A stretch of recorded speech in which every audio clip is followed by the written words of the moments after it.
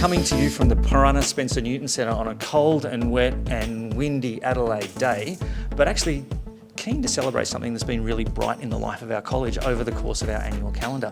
We've just come to the end of Reconciliation Week, and it's been extraordinary to be able to celebrate a broad range of events. And I'm with Aylah, Kobi and Peter as we have a bit of a chat about what the last week at school's been like. So Aylah, if you think about what's gone on here, what have been some of the big standout moments for you? For me, something that really stood out was Wednesday morning. We had the reconciliation breakfast. So that was really good. There was over 3,000 people, so that was really crazy to think.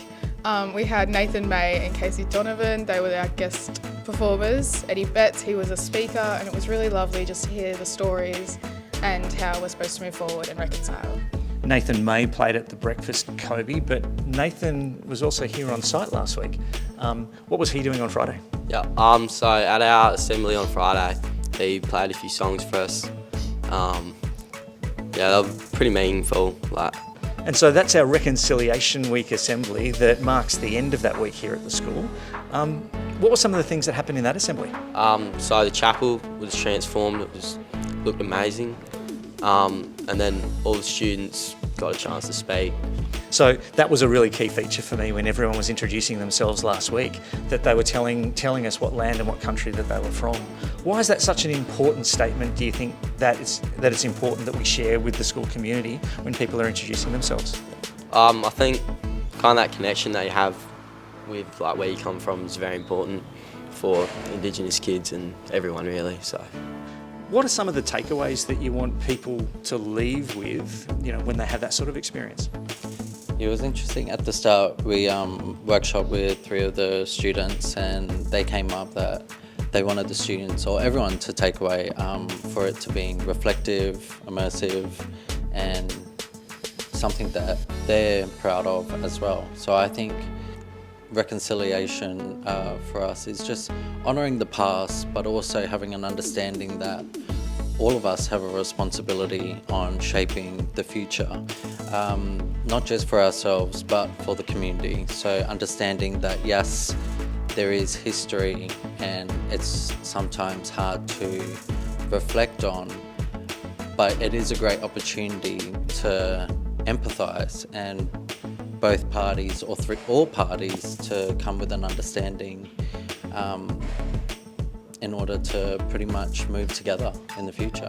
At the assembly, Aylah, you told a story about the Mallee-fowl. You could have told lots of stories to share with the school. Why did you choose that one?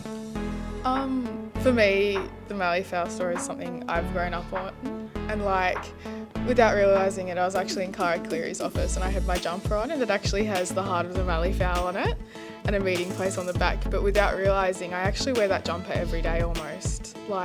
So that's something I carry with me, them key things, humility, love and respect and inclusivity, that is something I carry with me every day and that I strive, and I don't even realise it half the time. Kobi, when you spoke to the assembly, I think said some really important things, but they weren't also easy things, and they were probably some difficult things to speak.